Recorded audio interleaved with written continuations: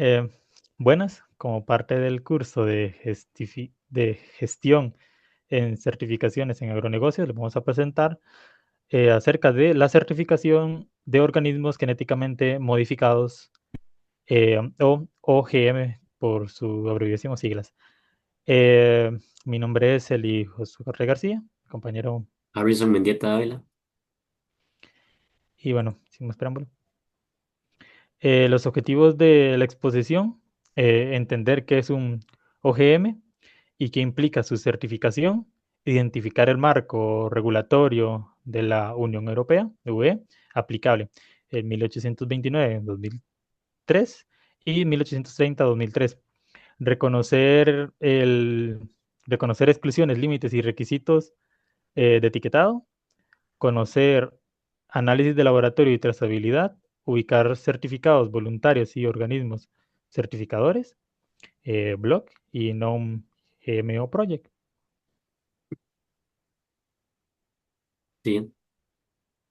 Ok, la definición y el alcance. Para empezar, lo que es la definición, un organismo genéticamente modificado es cualquier ser vivo cuyo material genético ha sido alterado mediante técnicas de ingeniería genética. Esto permite que se le introduzcan genes de otro organismo para obtener características deseadas, como ya sea la resistencia a las plagas o la tolerancia a los herbicidas. En el ámbito alimentario, esta definición incluye tres tipos de productos: aquellos que contienen organismos modificados, los que están compuestos total o parcialmente por ellos y los que han sido producidos a partir de un organismo modificado, aunque el ADN modificado ya no esté presente en el producto final.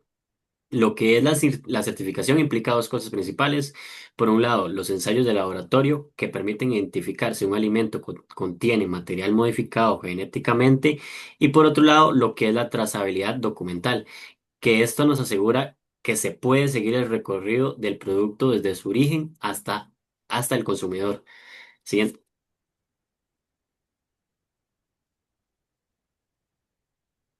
Lo que es el marco regulatorio de la Unión Europea. Esta es una de las más estrictas en regulaciones de los OGMs. El reglamento 1829 y 2003 regula los alimentos y piensos modificados genéticamente. Establece, establece los procedimientos para su autorización previa, la supervisión posterior y las obligaciones de información hacia el consumidor, obviamente. El reglamento mencionado, por su parte, contempla lo anterior al centrarse en la trazabilidad y el etiquetado. Este reglamento exige que toda la información relacionada con el material genéticamente modificado sea documentado y se comunica a lo largo de toda la cadena de producción y distribución.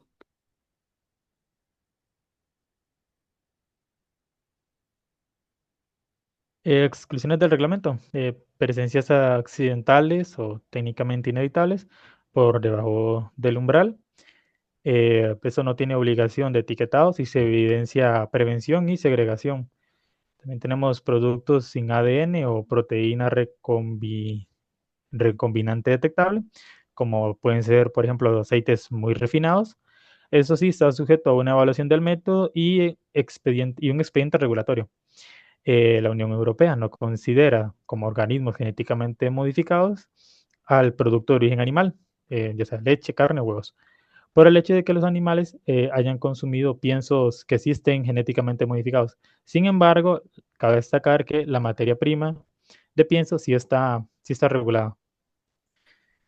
Luego tenemos los límites permitidos y el etiquetado. Tenemos un umbral general de 0,9% para el material de los organismos genéticamente modificados. Cualquier valor por debajo de ese umbral no es necesario que tenga un etiquetado, y por encima es obligatorio tener el etiquetado. Lo que es el análisis de laboratorio obviamente son esenciales para confirmar lo que es la presencia el material genéticamente modificado. Las técnicas más comunes son las PCR y sus variantes más precisas, lo que son la qPCR o la dPCR, que detectan y cuantifican las secuencias específicas del ADN. Prácticamente que estas pruebas permiten saber, por ejemplo, si un lote de maíz contiene un 3% o un 1,5% de material modificado, por así decirlo. También se utilizan las pruebas ELISA que detectan proteínas recombinantes, aunque son menos precisas que las PCR, sirven como método de cribado rápido, por así decirlo. Todos estos métodos obviamente deben cumplir con estándares internacionales como las ISO 24276, la 21569 y la 21570. Esto para garantizar que los resultados sean válidos y comparables entre los laboratorios.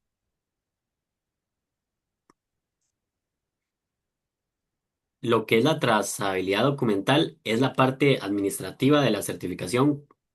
Como lo dice la palabra documental, consiste en registrar y conservar toda la información relacionada con los lotes, los proveedores, las declaraciones de estatus genéticos y las condiciones de transporte o limpieza. Por ejemplo, eh, una empresa debe poder demostrar que sus materias primas no se mezclaron con otras, que si contienen organismos modificados o no. También se debe guardar los resultados de laboratorios vinculados a cada lote y a las fechas de producción. Esto prácticamente para que permita reconstruir el recorrido completo que tiene cada producto y es un requisito indispensable para para superar las auditorías o las inspecciones.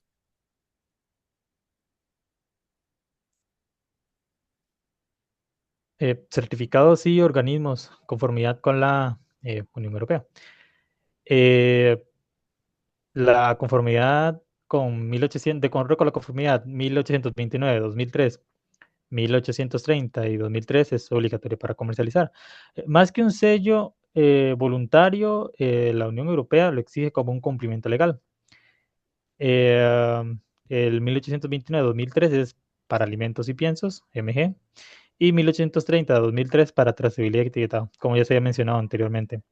Los entregables típicos, tenemos declaración de conformidad, conducir de trazabilidad, etiquetado conforme y se aplica informes de ensayo.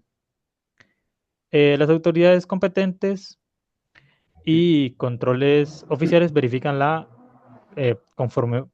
conformidad según los laboratorios oficiales y esos deben de estar acreditados según la ISO y la IEC 17025. Eh, Luego tenemos el esquema voluntario, eh, VLOG, o bueno, no puedo pronunciarlo, está en alemán, de la Unión Europea y en conjunto con la Unión Europea. El ámbito es el de alimentos y piensos pues de ellos. Los requisitos es tener segregación y trazabilidad, periodos mínimos de alimentación, evaluación de riesgos, laboratorios ISO y ISC 17025 reconocidos por VLOG y de certificadores tenemos Kiwa, Intertech, Control Unión, Foodchain ID y como entregable un certificado de ellos y la licencia para usar un sello.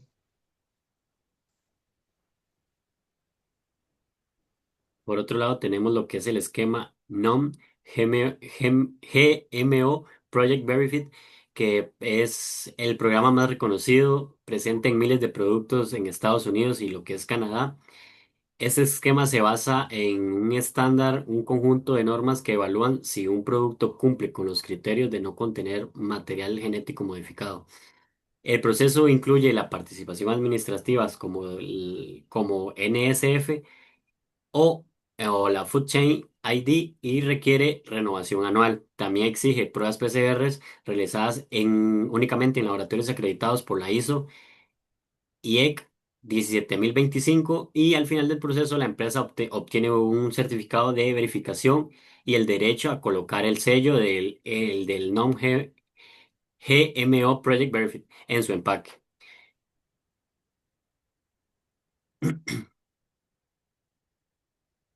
Por otro lado, tenemos lo que son las acreditaciones de laboratorios, la norma ISO IEC 17025 prácticamente es un requisito tanto para las certificaciones oficiales como para las voluntarias. Garantiza que los laboratorios tengan personal capacitado, equipos calibrados, procedimientos validados y trazabilidad metrológica. En pocas palabras, esto asegura que los resultados sean técnicamente confiables y aceptados por las autoridades o por los certificadores internacionales.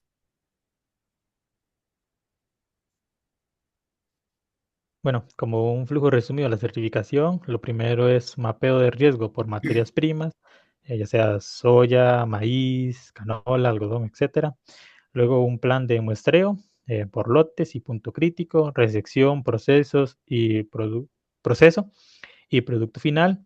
Como tercer paso tenemos un método analítico, que sería los ensayos. Como cuarto, la decisión de etiquetado, o sea, según el umbral, si se debe etiquetar o no. Eh, el quinto, consolidar la trazabilidad de temas administrativos, de los registros, certificados. Como punto número 6 tenemos el informe o certificado, o sea, resultados, la incertidumbre y la norma aplicada y el dictamen. Y como último paso, la revisión o auditoría periódica, auditorías internas, verificación de proveedores.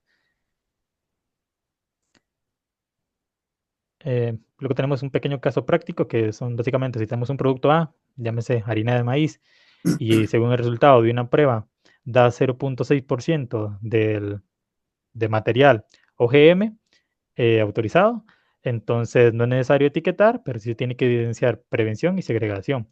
Pero por otro lado, si tenemos un producto B, en este caso aceite de soya, y al aplicar la prueba da 1.2 del material del organismo genéticamente modificado, y esto sí merece o amerita como acción un etiquetado obligatorio. Y en ambos casos se tiene que mantener un dossier de trazabilidad y registros analíticos por lote. Ok, como conclusión, la certificación de los organismos genéticamente modificados combina lo que es el cumplimiento legal, el análisis técnico y la gestión documental. En la Unión Europea, cumplir con los reglamentos 1829, perdón, y 2003 y 1830-2003 es un requisito básico para comercializar productos. Los análisis deben realizarse en únicamente laboratorios acreditados ISO IEC 17025 y las empresas que buscan una ventaja competitiva pueden optar por esquemas voluntarios como el blog o el Non-GMO Project, que refuerzan su compromiso con la transparencia y la sostenibilidad. Las certificaciones prácticamente no solo garantizan el cumplimiento de la ley, sino que también fortalecen la confianza del consumidor y promueve prácticas más responsables de toda la cadena alimentaria.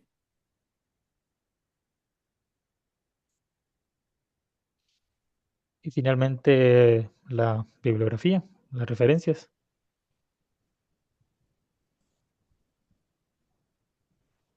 Y eso sería todo de nuestra parte.